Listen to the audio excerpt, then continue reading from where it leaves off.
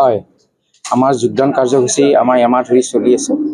আজি আমাৰ 50জনমান UPPL আৰু BPFৰ কাৰ্যকৰ্তাই আজি আমাৰ ভাৰতীয় জনতা পাৰ্টীৰ নীতি আদৰ্শ ভাল পাই আজি আমাৰ ভাৰতীয় জনতা পাৰ্টীত জইন কৰিছে।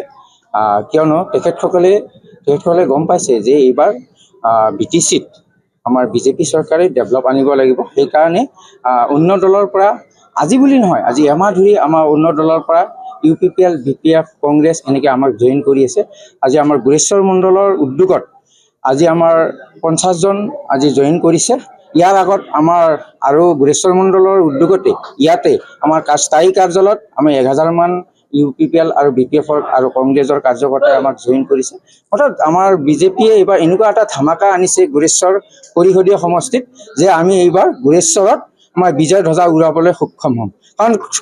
কাৰণ গম পাইছে যে আমাৰ 15 বছৰ আমাৰ যি BPFে শাসন কৰিলে, 5 বছৰ আমাৰ UPPLে শাসন কৰিলে, ডেভেলপমেণ্টৰ ক্ষেত্ৰত আমাৰ জিৰো, যাৰ ফলত তেখেতসকলে বহুত অসন্তুষ্ট ভুগি আজি আমাৰ ভাৰতীয় জনতা পাৰ্টীত জইন কৰিছে। সেয়ে যিসকলে আজি আমাৰ ভাৰতীয় জনতা পাৰ্টীৰ নীতি আদৰ্শ ভাল পাই জইন কৰিছে তেখেতসকলক গুৰেশ্বৰ মণ্ডলৰ তৰফৰ পৰা বহুত বহুত ধন্যবাদ জ্ঞাপন কৰিছোঁ। হয়, আজি গুৰেশ্বৰ মণ্ডলত আমাৰ যোগদান কাৰ্যসূচী আছিলে। গতিকে এই যোগদান কাৰ্যসূচীত বিভিন্ন দল বুলি ক'লে BPF আৰু UPPLৰ বা মেম্বাৰ বা সদস্য তেনেকুৱা পদবী থকাসকল তেখেতসকলে আজি আমাৰ ভাৰতীয় জনতা পাৰ্টী গুৰেশ্বৰ মণ্ডলত আজি যোগদান কাৰ্যসূচীত তেওঁলোকে যোগদান কৰে। শিঙিমাৰীত আছে, তাৰপিছত আপোনাৰ ধুলাবাৰী, থেপাৰগাঁও এনেকুৱা অঞ্চলৰ পৰা বৰঘুলি পাৰ্টৰ পৰা বিশেষকৈ জইন কৰিছে। গুৰেশ্বৰ পৰিষদীয় সমষ্টিত এইবাৰ কি আশা কৰিছে? গুৰেশ্বৰ পৰিষদীয় সমষ্টিৰ ৰাইজেতো এইবাৰ কেতিয়া ইলেকশ্যন হ'ব সেইটোহে ৰখি আছে বিজেপিক ভোট দিয়াৰ কাৰণে। এতিয়া মানুহবিলাক বহুত এক্সাইটেড হৈ আছে যে এইবাৰ নতুন প্ৰাৰ্থী পাব, যে এইবাৰ নতুন এটা পাৰ্টীয়ে এইবাৰ গুৰেশ্বৰ পৰিষদীয় সমষ্টিত জয়লাভ কৰিব। গতিকে নতুন এটা ৰূপ পাবলৈ সক্ষম হ'ব গুৰেশ্বৰ সমষ্টিটো, সেইটোক লৈ মানুহবিলাকে বহুত এক্সাইটেড হৈ আছে।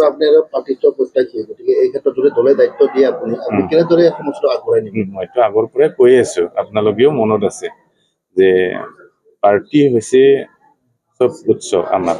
গতিকে পাৰ্টীয়ে যিখিনি দায়িত্ব দিয়ে সেইখিনি আমি পালন কৰাৰ কাৰণে সদায় সাজু আছো। নাম শ্ৰী নৰেশ্বৰ দাস। মই UPPLত আছিলোঁ।